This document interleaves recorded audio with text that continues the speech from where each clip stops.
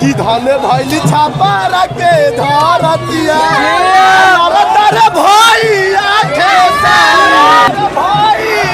खेसारी एगो शेर बारे सभा पे भारी अजे करना कहते जो सभी खेसारी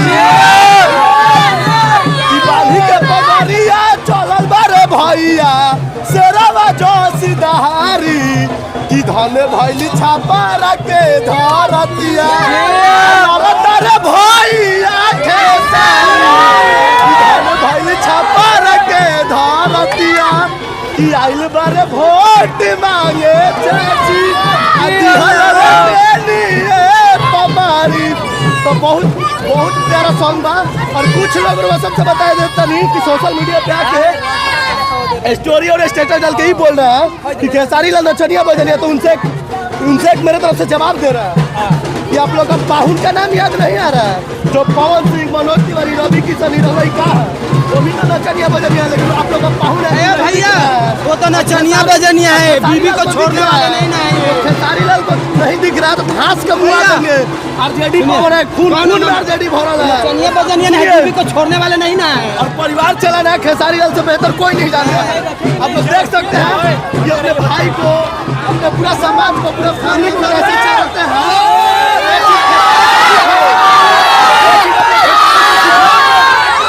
खेसारी नहीं एक ब्रांड है, खेसारी एक ब्रांड है, खेसारी नाम नहीं एक ब्रांड है। कोई कैंडिडेट नहीं मिला तो नचनिया को टिकट। अरे भैया खेसरिया को उसका पाहुन था रवि किशन, मनोज तिवारी, वो मौसा को दिए थे, उनका मौसा लगता था का हित था में बीजेपी करता सारा रेप रोड पर रेप करने वाला वही सब हो रहा है, सब रोड पर कुकरम करने वाला उसी में है।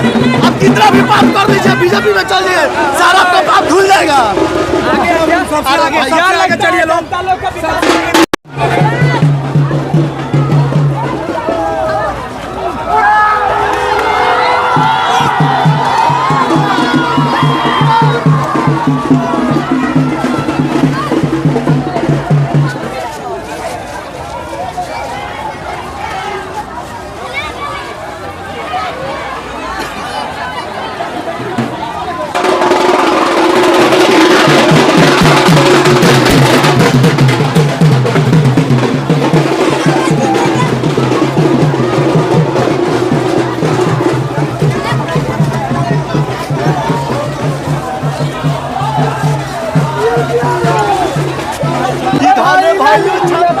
बिहार नहीं ए भाई लालू बिना चालू ये बिहार नहीं।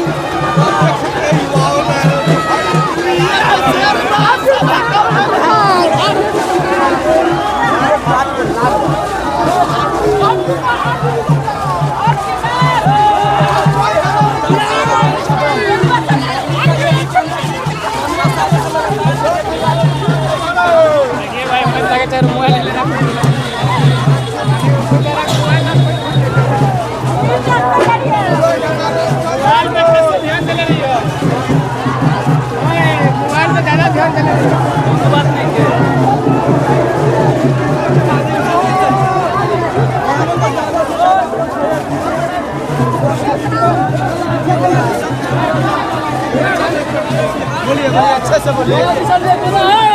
भाई